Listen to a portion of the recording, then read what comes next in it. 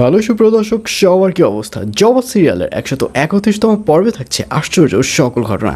কারণ 131তম পর্বে আপনারা দেখতে পারবেন জবার রান্না করা রান্না খেয়ে সবাই একেবারে জবার প্রশংসায় পঞ্চমুখ হয়ে যাবে। কিন্তু অন্যদিকে জবার শাশুড়ি এবং জবার ভাসুরকে দেখা যাবে শুধু জবার খুদ ধরতে।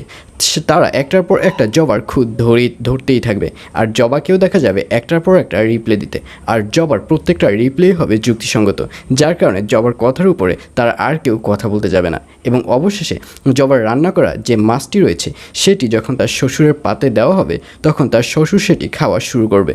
এবং তার শ্বশুর যখন সেই মাছটি মুখে নেবে ঠিক তখনই তার শ্বশুরের দিকে তার শাশুড়ি এবং তার ভাসুর হা করে তাকিয়ে থাকবে। কারণ তারা মনে মনে ভাববে যে এখনই তো আসলে মাঠের মধ্যে হাঁড়িটি ভাঙতে যাচ্ছে, এখনই বুঝতে পারবে জবা কেমন রান্না করে।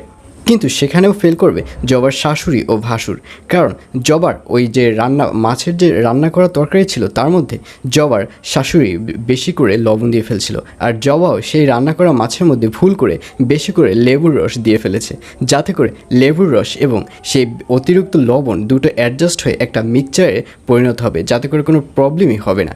আর সেই মাছটিও খেয়ে জবার শ্বশুর জবাকে অনেক প্রশংসা করবে এবং জবাকে একদম 10-এ 10 মার্ক দেবে জবার শ্বশুর। আর অন্যদিকে মিঠুর খালাকে দেখা যাবে মিঠুর খালা এবার জবার যে মার্কের বইটি রয়েছে, মানে কে কত মার্ক দিয়েছে যে বইটি রয়েছে, সেই বইটি কাজের বুয়ার হাত থেকে সে নিয়ে নেবে এবং নেবার পর ওখানে যতগুলো প্লাস আছে প্রত্যেকটা প্লাসকে কেটে কেটে মাইনাস করে দিবে উনি। আর অন্যদিকে মিঠুকে দেখা যাবে মিঠু এই ব্যাপারটি নিয়ে পুরো টেনশনে পড়ে যাবে এবং মিঠুর নাও খাওয়ার সবই বন্ধ হয়ে যাবে। কারণ মিঠু একটা টেনশনের মধ্যে থাকবে, কী রেজাল্ট আসে, জবা কি জিতবে নাকি জবা হেরে যাবে।